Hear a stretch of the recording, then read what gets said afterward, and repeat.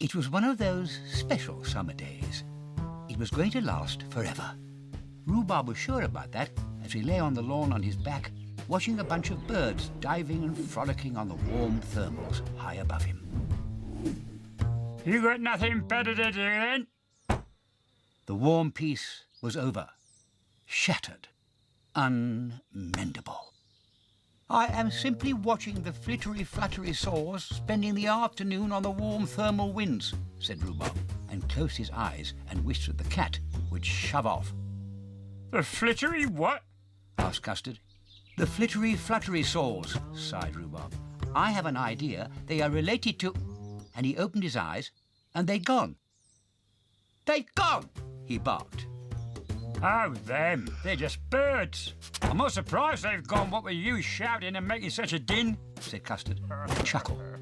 I don't believe it. My leisurely afternoon is ruined, seethed Rhubarb and stormed off down to his shed as a large black cloud parked itself right over his garden. Well, well, well, Rhubarb thought in an out-loud kind of way. Look at that. High as a house. Oh, that must be Dromaeosauridae, the bird's ancestors, Mouse offered as he fluttered through the shed, collected some papers and was gone. Yes, I was right. The birds are related to dinosaurs. No wonder that rookie crashes around the old conker tree like he does. No wonder. Forgetting all about lying on the lawn in the sunshine and listening to Custard's ramblings, Rhubarb picked up his bone phone and within seconds he was speaking with Mole, master of the underworld. What do you mean, this is nothing new, Mole? I have just spent valuable time researching birds and dinosaurs, gathering new information. As old as the hills, you say?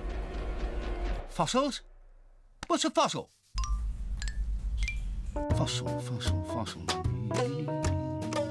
Ah, that kind of fossil. Of course, fossilised, Rhubarb chortled in an I knew that all the time kind of way.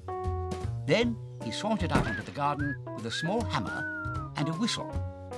Now, 11 paces from the shed. Stop, turn right. 3 paces. Stop, turn left. 2 paces. Stop. Molehill on your right. OK, and lift, huffed Rhubarb. And there it was, the ancient fossil that Mole had promised to leave him. Oh, it does look like an egg, said Rhubarb, and without losing time, he set about cracking it open with his special hammer, as Mole had directed. Much harder to crack than I thought, hammered Rhubarb, and stopped for a breather. Ha ha! You need a spoon to crack open an egg, cackled Custard from the fence, and with that, Rhubarb became so hot and bothered, he split the fossil right down the middle with his very next blow. Hello.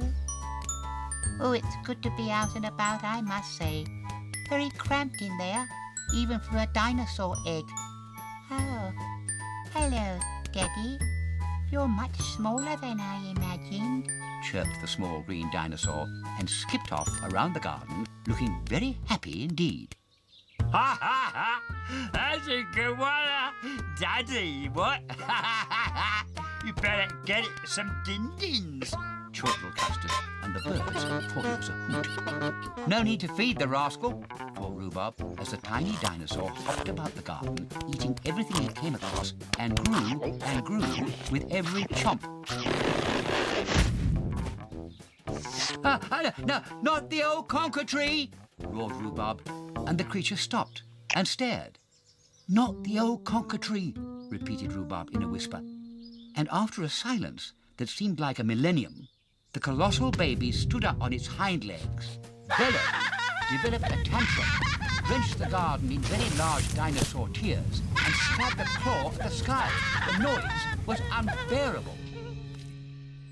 Oh, my goodness gracious me, gasped Rhubarb as he looked up, and there above the garden was the toy shop's inflatable advert, growling its way slowly across the sky.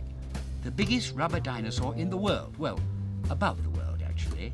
Mummy, Mummy, Mummy, burbled the baby dinosaur and lunged for his mummy. Mummy and baby zoomed off into the space. Custard chortled, and after the pandemonium settled, the flittery-fluttery saw's ancestor was nowhere to be seen. Neither was the toy shop's inflatable dinosaur advert.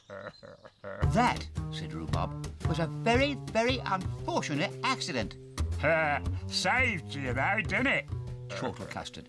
Didn't you see it licking its lips at the sight of your delicious shed? That was next to be eaten. Words fail me, said Rhubarb, just as Mouse turned up, as chirpy as ever. Hey, how'd you get on with your dinosaur project? Like a nut? He squeaked. Thanks, said Rhubarb. Well, you just missed...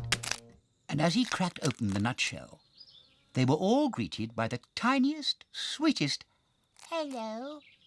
and Rhubarb and Custard were history, gone as fast as their legs would carry. Oh, obviously still can't pronounce Dromaeosauridae. Chuckled Mouse. Oh, well.